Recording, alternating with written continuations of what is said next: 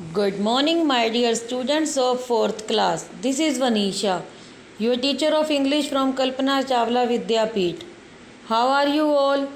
Hope you all are fine and healthy at your places and doing great. We have just completed chapter number 3. हमने बेटा chapter number 3 complete कर लिया है, the magic tale. Today we will start chapter number 4, Birbal's wit. आपने अकबर बीरबल की बहुत सारी stories सुनी होंगी या टीवी में देखी भी होंगी, तो उन्हीं में से एक स्टोरी चैप्टर में है. बहुत इंटरेस्टिंग सी स्टोरी है, बहुत इंटरेस्टिंग सा चैप्टर है बेटा. तो इसको ध्यान से समझोगे, ध्यान से सुनोगे. सबसे पहले आपको दिया गया है कि इस पेज पे बीरबल के अकबर बीरबल जो थे, अकबर किंग थे, बीरबल उसका मंत्री था. तो अकबर के 9 रतन थे. आपने सुन रखे होंगे नवरतन. अकबर के नवरतन थे, उनके नेम ये आपको दिए गए हैं यहाँ पे. अभी इनके बारे में एक्सप्लेनेशन पढ़ेंगे कि ये क्या क्या थे और इनका रियल नेम क्या थे. Birbal was one of the 9 James in the court of the great king Akbar. कि बीरबल जो था अकबर के कोर्ट पे, मतलब उनके राज दरबार में 9 जेम्स में से एक जेम्स था. जैसे 9 रतन थे, उसमें से एक रतन था. He was famous for his wit and his clever solution to the most complicated problems. कि वो फेमस था किस चीज़ के लिए? अपनी विट के लिए. विट मतलब बुद्धिमत्ता के लिए, अपनी इंटेलिजेंसी के लिए, और क्लेवर सॉल्यूशंस देने के लिए. कोई भी कॉम्प्लिकेटेड मुश्किल से मुश्किल प्रॉब्लम आ जाती थी तो वो उसको सॉल्व करने के लिए कोई ना कोई क्लेवर सॉल्यूशन हमेशा उसके पास होता था. तो right a brief description on the other 8 James. ये तो बीरबल के बारे में होगी एक, और बाकी 8 जेम्स हैं उनके. ये अब इनके बारे में हम पढ़ेंगे. ओके, फर्स्ट है अबुल फजल. अबुल फजल का रियल नेम था शेख अबू अल फजल इबन मुबारक. ये उनका रियल नेम था. ये कौन थे? Author of Akbarnama. अकबर के ऊपर एक बुक लिखी गई थी, वो इन्होंने लिखी थी. उस बुक का नाम था अकबरनामा. उस बुक में अकबर की पूरी लाइफ की स्टोरी थी जो कि इन्होंने लिखी थी. सेकंड थे फैज़ी. फैज़ी का रियल नेम क्या था? शेख अब्दुल फैज़ इम मुबारक. ये जो थे ये अबुल फजल के ब्रदर थे, और ये एक पोएट थे, ये कवि थे. अकबर के दरबार में ये कविता सुनाने का काम करते थे. थर्ड थे मियाँ तानसेन. इनका रियल नेम था राम तन्नू, और ये म्यूज़िशियन थे. ये अकबर के दरबार में म्यूज़िक बजाते थे और उनको एंटरटेन करते थे. उसके बाद है राजा टोडरमल.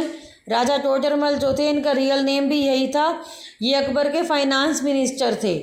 ओके, आफ्टर दैट राजा मान सिंह. राजा मान सिंह कौन थे?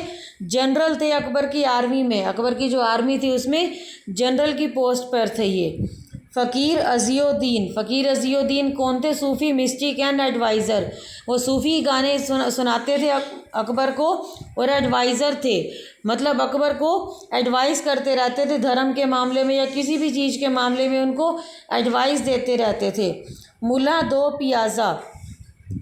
ये भी अकबर के एडवाइज़र थे. अकबर के जो कभी जो भी राज दरबार के मामले होते थे उसमें उनको एडवाइस देते थे.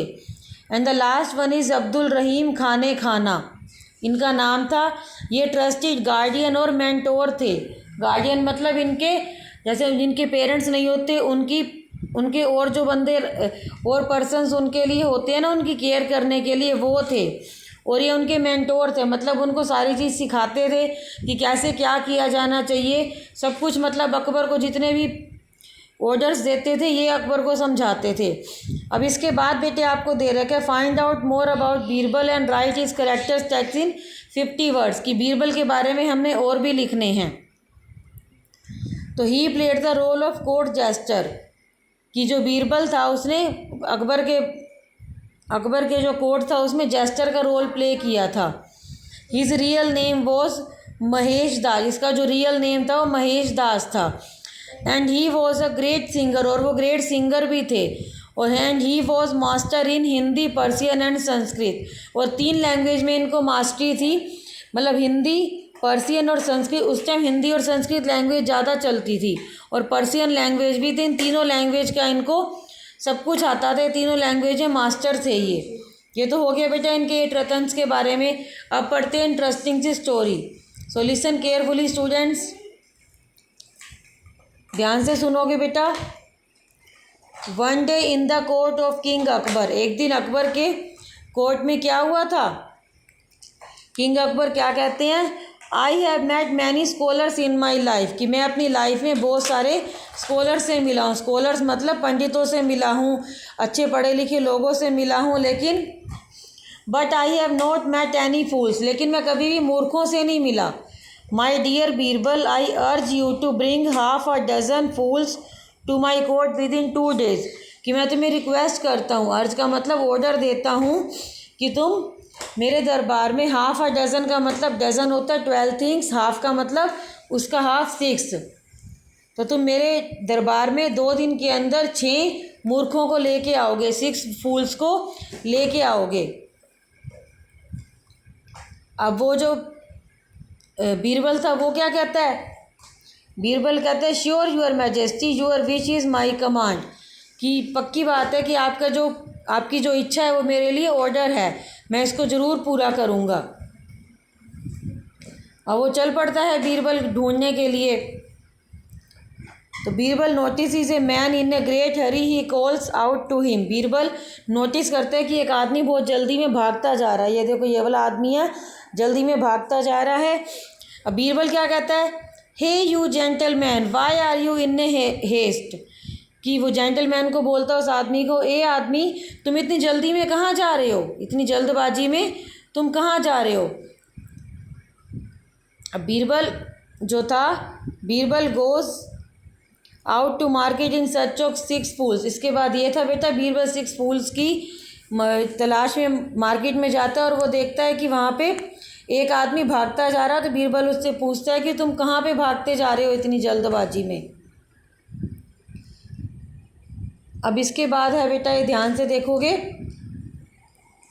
आई shouted aloud from the corner of the street and was running after my voice to see how far it went.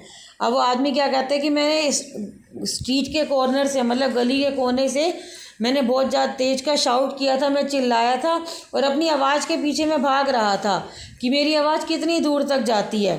ऐसा हो सकता है, if you had not stopped me I would have certainly caught my voice, कि अगर तुम मुझे नहीं रोकते तो पक्की बात है कि मैं अपनी आवाज़ को पकड़ लेता।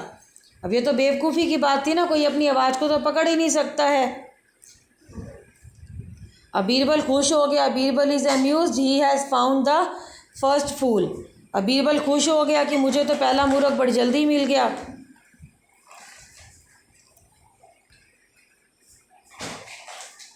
Birbal is amused, he has found the first fool. अब बीरबल बड़ा खुश हो गया कि उसको तो पहला फूल इतनी जल्दी मिल गया। अब वो क्या कहता है उसके बाद, अब देखो इस पिक्चर के बाद यहाँ पे एरो बना हुआ है, इसका मतलब इसके बाद हमारे को यहाँ से पढ़ना है। Birbal looks around the market for more fools. अब बीरबल मार्केट में और ज़्यादा फूल्स को देखने लग जाता है। Dear friend why are you carrying the bundle of grass on your head. अब वो कहता है बीरबल कि तुमने ये जो ग्रास का बंडल है ये अपने हेड पे क्यों रखा हुआ है, देखो इस आदमी ने रखा हुआ है ना अपने हेड पे। Can't you see Raja Birbal, अभी आदमी क्या बोलता है, can't you see Raja Birbal my old horse is carrying my weight already. ये तुम्हें दिखाई नहीं देता, क्या तुम देख नहीं सकते कि मेरे पुराने घोड़े ने, जो बूढ़ा हो चुका घोड़ा, इसने ऑलरेडी मेरा वेट उठाया हुआ है, ये इसके ऊपर बैठा हुआ है ना। Will I not be ashamed to burden him further, और मैं, मेरे लिए कितनी शर्म की बात होगी अगर मैं इसके ऊपर और भी ज़्यादा बर्डन डाल दूँ। मतलब वो बैठा हुआ है, उसका वेट उसको दिखाई नहीं दे रहा, और घास का जो वेट है वो उसको दिखाई दे रहा है, उस फूल को, उस आदमी को। अब इसके बाद क्या कहता है किंग बीरबल, उनको कहता है my dear friend you must come with me to the king's palace, he shall be delighted to meet you. अब वो उसको कहता है कि मेरे फ्रेंड तुम मेरे साथ किंग के पैलेस चलना, महल चलना, वो तुम्हें देख के बहुत खुश होंगे। Okay, a litre letter. अब थोड़ी देर के बाद क्या होता है, Birbal finds a man fallen into the gutter with his arms outstretched. Birbal देखता है कि एक आदमी को, ये आदमी है ना तो तीसरे वाला, जो कि गटर में गिरा होता है, मतलब ये गड्ढे में गिरा होता है, और उसकी आर्म्स फैली हुई हैं, ये दिख रहा है ना, इसकी आर्म्स यहाँ पे फैली हुई हैं। आउटस्ट्रेच का मतलब होता है फैलना। Birbal rushes to help him, Birbal भाग के जाता है उसकी हेल्प करने के लिए। Dear friend I will pull you out of the gutter, अब बीरबल कहते हैं कि डियर फ्रेंड मैं तुम्हें गटर से बाहर निकाल देता हूँ, मैं तुम्हारी हेल्प कर देता हूँ। बट ये आदमी क्या कहता है उसको, please pull me out by my hair don't touch my hands, वो कहता है कि मुझे मेरे बालों से पकड़ के आप बाहर खींचो लेकिन मेरे हैंड्स को आप टच मत करना।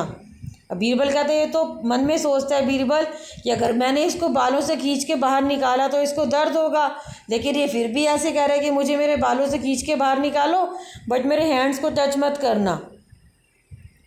तो बेटा यहाँ तक आपको पढ़ाई है स्टोरी, इसके बाद हम नेक्स्ट वीडियो में करेंगे। Hope you enjoyed it well बेटा। Bye bye everyone.